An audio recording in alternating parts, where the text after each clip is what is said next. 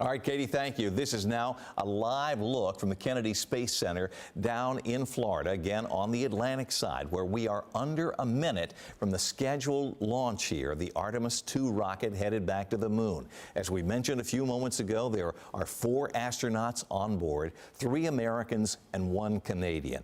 And as Katie underlined as she headed into the weather about what a historic moment this is, this will be the first time in 50 years that Americans have been headed back to the moon, and again, we're hoping to land on the moon. Look at the bottom there. The fire is off, the smoke is off, and the Artemis II rocket, the most powerful rocket to ever launch as part of a space launch, is now up in the air. So far, so good as our camera heads up following the smoke trail. I imagine most of that is vapor, but what an incredible liftoff. So much power. And as we continue to go up, hopefully we'll get past that and see the rocket again. But as Katie mentioned, this will be the first of several of these Artemis II missions that will send our people first around the moon several times, where they will collect a lot of data that will eventually end up with us putting boots on the moon again, with the idea of creating a base there that will one day help us to launch to Mars. Incredible. So the Artemis II rocket is up. That is good news, and we're going to continue to follow this as it continues out of the lower atmosphere and eases its way into the upper atmosphere. And this will be a mission that will be a relatively quick trip, and from what I have gathered from the mission, they are essentially going to go around the moon and then head back to Earth. There's been a great deal of work done trying to find the right place on the surface of the moon to locate an eventual moon base, if you would, headed by NASA, that will be really incredible in terms of our ability to reach some new technological advances, things that we test for this program that will one day be in everyday use for all of us, because that's simply what happens. I remember back in the 60s, I'm a man of a certain age, where we were launching the space program for the first time. It was incredibly exciting, and it got an entire generation of young people interested in space travel, really fascinated with science. And Katie, you were part of that, inspired by that. I know your father was an Air Force pilot, and you got to be beside yourself. Yeah, and growing up in a military family, I think helps, you know, put this in the forefront of your mind of travel and flight. And this, for me personally, is a really exciting moment because, as you mentioned, growing up and being able to watch some of these earlier missions with Apollo. My parents, you know, they have the story of... Did you see what happened there? It looked like some of the initial rocket boosters had released. Yep, looks like it. But again, they have these stories of when we landed on the moon, they know where they were, and I just have always been envious of that. And so this is that next step, and I'm really fortunate to not only have this, but to be able to share this with my sons.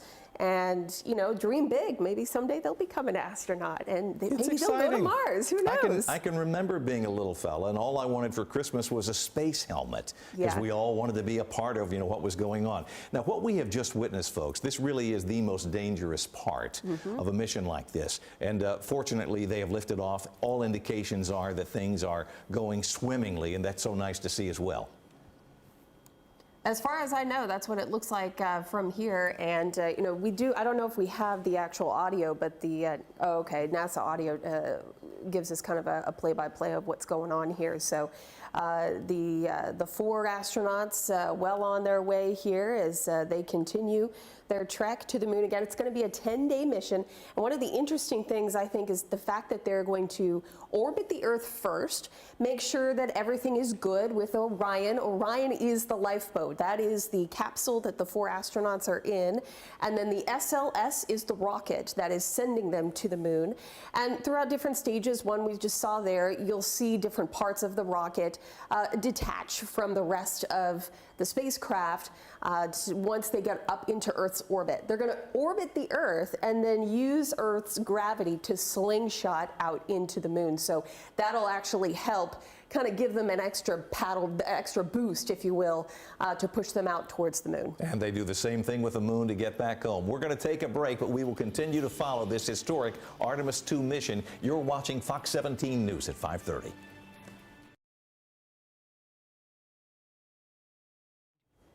Welcome back, everybody. I'm Scott Couch here in the Fox 17 News studio. What you're looking at is more live coverage, this from the NASA feed of the Artemis II rocket that, as Katie mentioned a moment ago, will be going around the Earth one time before heading out to the moon. Katie, this is so cool to see the actual images, and we're switching back and forth between different images. Again, this feed is coming directly from NASA. Yeah, this is in all vantage points here from not only the rocket, but from the crew on the ground that is helping them get to space.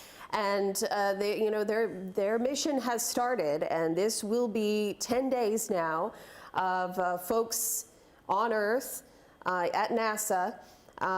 Making sure that all things are all things are good. And again, one of the reasons why they'll orbit the Earth first is to make sure that everything is a-okay before they leave the lower Earth orbit. Right. And keep in mind that it is the last 25 years, astronauts have been sent to space, but they have only been in the lower Earth orbit. This will be the first time in 50 years for humans to leave Earth's orbit and head to the moon. So that puts it in perspective here that, yes, we've had several missions to space, but we've all been circling Earth, and we've been fairly, we'll say, relatively close to home. We are going to be sending these astronauts far, far away, 250,000 miles away from Earth. Just a short trip. Katie, I'm told they're actually throttling down so that they can establish orbit. And to your point a moment ago, what the astronauts are doing, and again, to make sure, like you said, everything is okay before they head further out to the moon, but they're also headed around the Earth and using the Earth's atmosphere and the slingshot effect to propel them deeper into space. And on that happy note, we are going to take a break. We'll be right back. You're watching live coverage of the Artemis II launch from NASA on Fox 17 News at 5:30.